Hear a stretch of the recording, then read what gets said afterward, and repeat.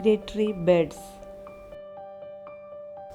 Birds are moved from one place to other place according to the season are called migratory birds.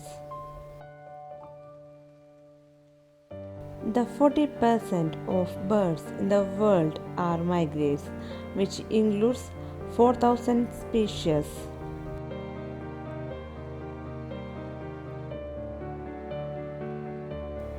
Birds migrate from one unfavorable location to some favorable location based on climate, breed, etc.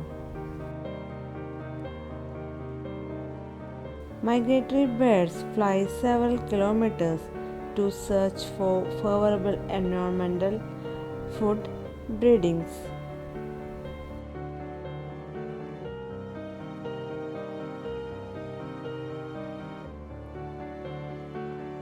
Birds have strong wings that help to fly for hours or even days at a time. Hummingbirds are the smallest migrating bird. They can travel 48 kilometers per hour.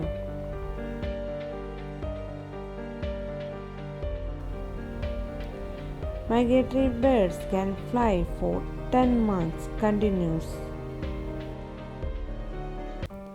World Migratory Bird Day is marked twice a year. One is 14th May and 8th October.